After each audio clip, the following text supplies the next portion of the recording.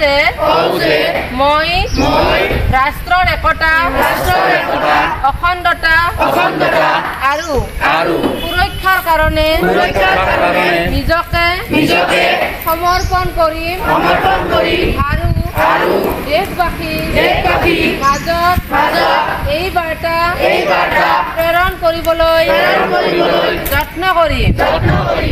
মই এই শপত মোৰ নিজৰ দেশৰ প্ৰতি থকা আত্মীয়তাৰ মনোভাৱেৰে লৈছোঁ। যি ভাৱনা চৰ্দাৰ বল্লভ ভাই পেটেলদেৱৰ দূৰদৰ্শিতা আৰু কাৰ্যৰ মাজত প্ৰতিফলিত হৈছিল। মই নিজৰ দেশৰ আভ্যন্তৰীণ সুৰক্ষা সুনিশ্চিত কৰাৰ নিমিত্তে আত্মনিয়োগ কৰিবলৈ সত্যনিষ্ঠা সহকাৰে সংকল্প গ্ৰহণ কৰিলোঁ।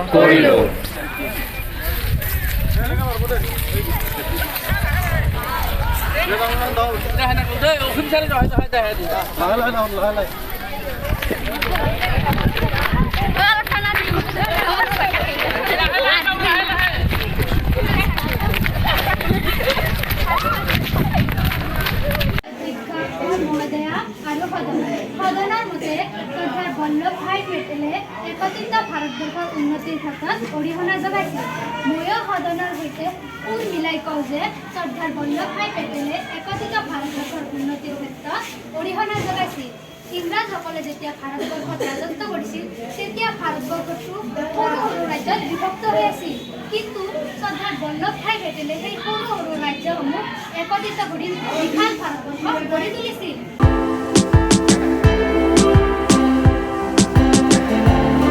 বল্লভ ভাই পেটেলৰ জন্মদিন উপলক্ষে ভাৰত চৰকাৰে ৰাষ্ট্ৰীয় একতা দিৱস পালন কৰি আহিছে আৰু সেই উপলক্ষে আমি আজি ৰাষ্ট্ৰীয় একতা দিৱসত সকলোৱে মিলি শপত গ্ৰহণ ল'ম যাতে আমি সকলোৱে চৰ্দাৰ বল্লভ ভাই পেটেলৰ যি আদৰ্শ আছিল, দেশৰ প্ৰতি যি ভালপোৱা আছিল, সেই আদৰ্শৰে আমিও আমাৰ নিজৰ জীৱন আৰু দেশক যাতে উন্নতিৰ পথলৈ লৈ যাব পাৰোঁ। আমি শপত গ্ৰহণ কৰিব ওলাইছোঁ।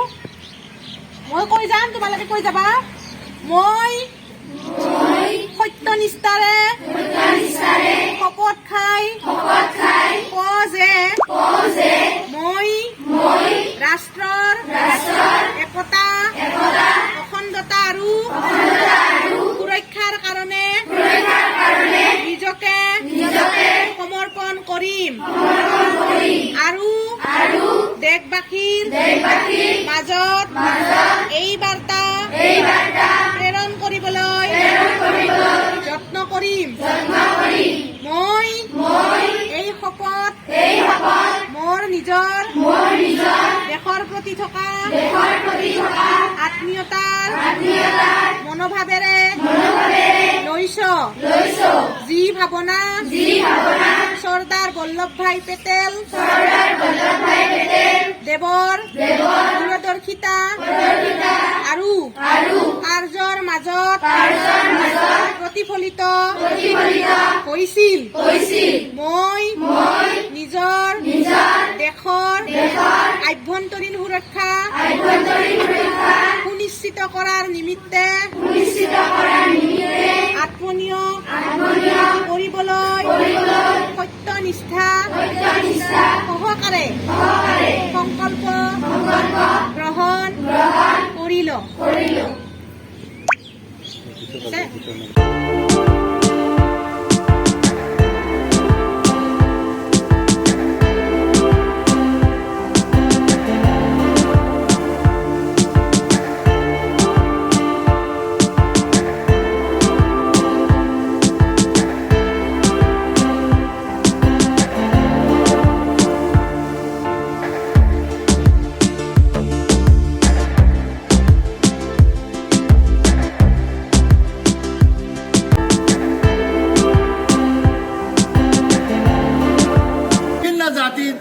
মানুহ আছে, বিভিন্ন ধৰ্মাৱলম্বী মানুহ আছে। এই যে অনৈক্যৰ মাজত আমাৰ একতা, অনৈক্যৰ মাজত ঐক্য স্থাপন কৰাৰ বাবে এই লৌহ মানৱগৰাকীয়ে আগৰ পৰাই প্ৰচেষ্টা কৰি আছিল।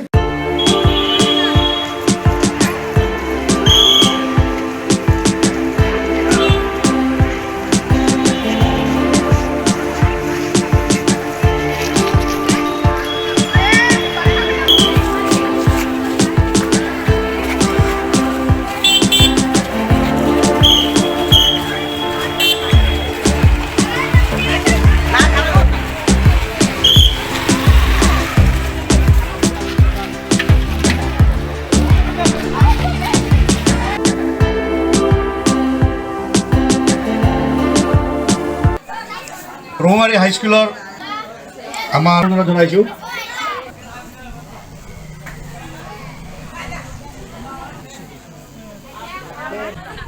শপত খাই কওঁ যে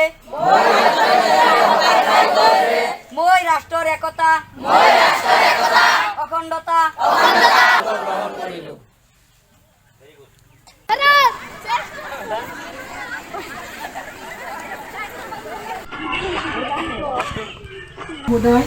লগতে ৰৌমাৰী এম ই স্কুলৰ আমন্ত্ৰিত অতিথিবৃন্দ, তেখেতে যিখিনি আগবঢ়াই নিলে, আজি যিটো মহত্ব আছে সেই মহত্বটো মই ভাবোঁ আজি সাফল্যমণ্ডিত হৈছে।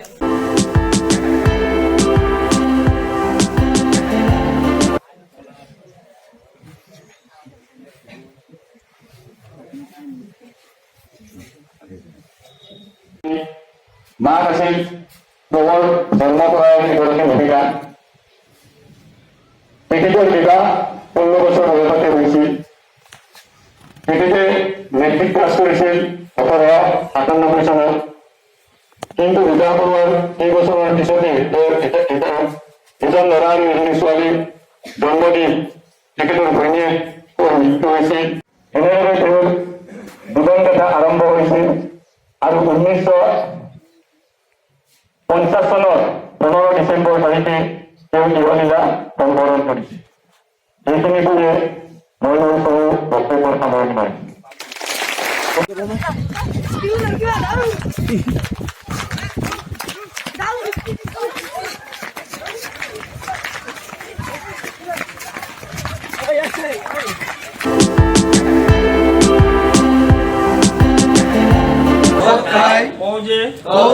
মই ৰাষ্ট্ৰৰ একতা অখণ্ডতা আৰু সুৰক্ষাৰ কাৰণে নিজকে সমৰ্পণ কৰিম আৰু দেশবাসীৰ মাজত এই বাৰ্তা প্ৰেৰণ কৰিবলৈ যত্ন কৰিম।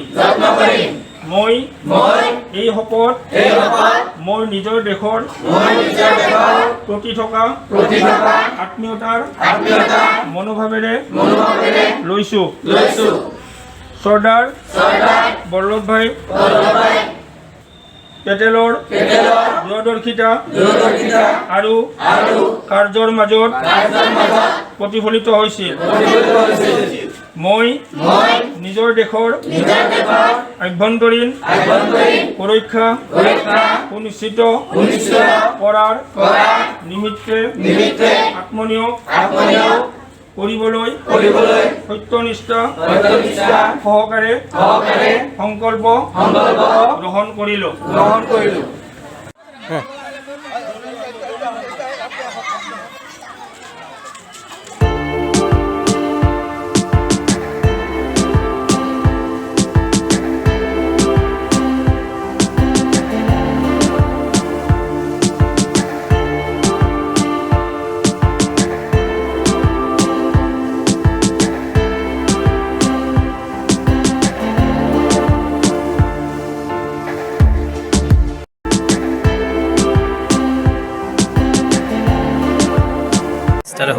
মই ৰাষ্ট্ৰৰ একতা অখণ্ডতা আৰু সুৰক্ষাৰ কাৰণে নিজকে সমৰ্পণ কৰিম আৰু দেশবাসীৰ মাজত এই বাৰ্তা প্ৰেৰণ কৰিবলৈ যত্ন কৰিম।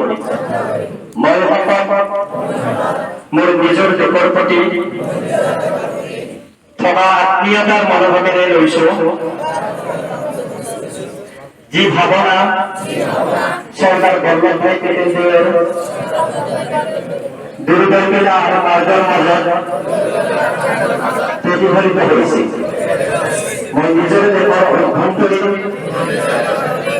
সুৰক্ষা সুনিশ্চিত কৰাৰ নিমিত্তে আত্মনিয়োগ কৰিবলৈ সত্যনিষ্ঠা সহকাৰে সংকল্প গ্ৰহণ কৰিলোঁ। ধন্যবাদ।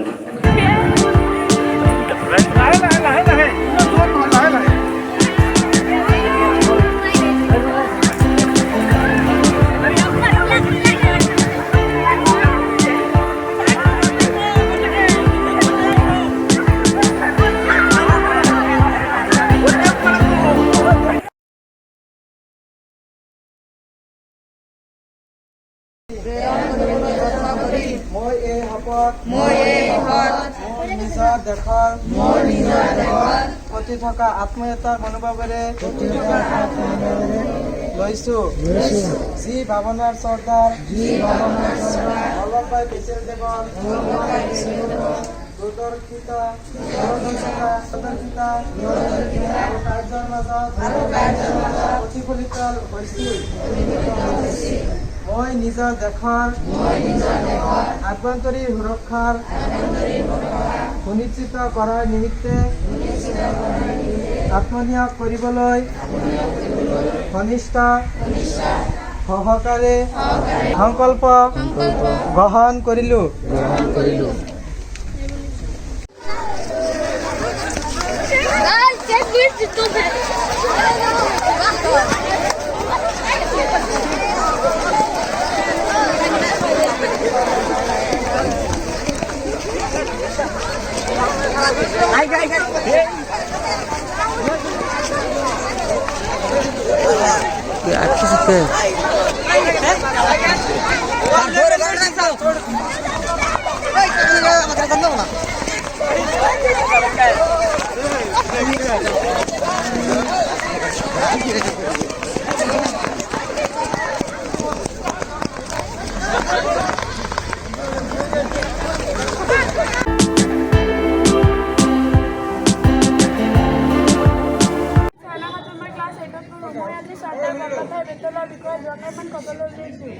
চৰ্দাৰ বল্লভভাই পেটেলৰ জন্ম 1875 চনৰ 31 অক্টোবৰ তাৰিখে। তেওঁৰ পিতৃৰ নাম জাবেৰভাই পেটেল আৰু তেওঁৰ মাতৃৰ নাম লাৰবাই আৰু তেওঁৰ পত্নীৰ নাম আছিল জবেৰভাই। শিক্ষা জীৱন চৰ্দাৰ বল্লভভাই পেটেল সৰুতেই গাঁৱৰ প্ৰাথমিক বিদ্যালয়ত নামভৰ্তি কৰাইছিল। খাই কওঁ যে মই ৰাষ্ট্ৰৰ একতা, অখণ্ডতা আৰু সুৰক্ষাৰ কাৰণে নিজকে সমৰ্পণ কৰিম আৰু দেশবাসীৰ মাজত এই বাৰ্তা প্ৰেৰণ কৰিবলৈ যত্ন কৰিম। মই এই শপত মোৰ নিজৰ দেশৰ প্ৰতি থকা আত্মীয়তাৰ মনোভাৱেৰে লৈছো। যি ভাৱনা চৰ্দাৰ বল্লভভাই পেটেলদেৱৰ দূৰদৰ্শিতা আৰু কাৰ্যৰ মাজত প্ৰতিফলিত হৈছিল। মই নিজৰ দেশৰ আভ্যন্তৰীণ সুৰক্ষা সুনিশ্চিত কৰাৰ নিমিত্তে আত্মনিয়োগ কৰিবলৈ সত্যনিষ্ঠা সহকাৰে সংকল্প গ্ৰহণ কৰিম।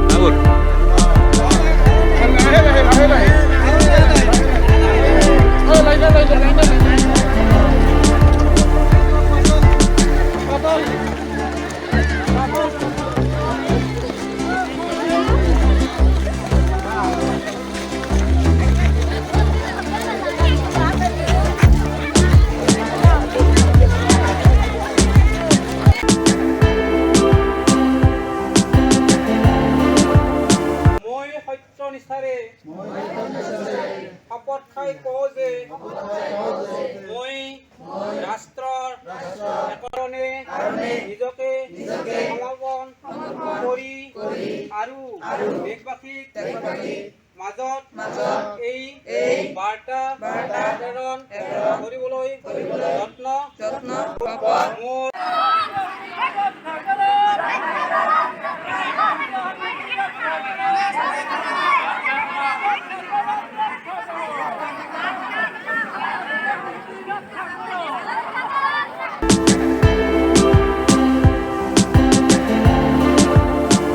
জন্মদিবস উপলক্ষে এই একতা দিৱসটো পালন কৰি অহা হৈছে আৰু আজি এই ৰাষ্ট্ৰীয় একতা দিৱসৰ আমি শপত গ্ৰহণ কৰিবলৈ ওলাইছোঁ।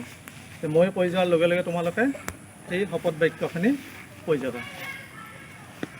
মই সত্য নিষ্ঠাৰে শপত খাই কওঁ যে মই ৰাষ্ট্ৰৰ একতা অখণ্ডতা আৰু সুৰক্ষাৰ কাৰণে নিজকে সমৰ্পণ কৰিম আৰু দেশবাসীৰ মাজত এই বাৰ্তা প্ৰেৰণ কৰিবলৈ যত্ন কৰিম। মই এই শপত মোৰ নিজৰ দেশৰ প্ৰতি আত্মীয়তা মনোভাৱেৰে লৈছোঁ। যি ভাৱনা চৰ্দাৰ বল্লভ ভাই দূৰদৰ্শিতা আৰু কাৰ্যৰ মাজত প্ৰতিফলিত হৈছিল। মই নিজৰ দেশৰ আভ্যন্তৰীণ সুৰক্ষা সুনিশ্চিত কৰাৰ নিমিত্তে আত্মনিয়োগ কৰিবলৈ সত্যনিষ্ঠা সহকাৰে সংকল্প গ্ৰহণ কৰিলোঁ।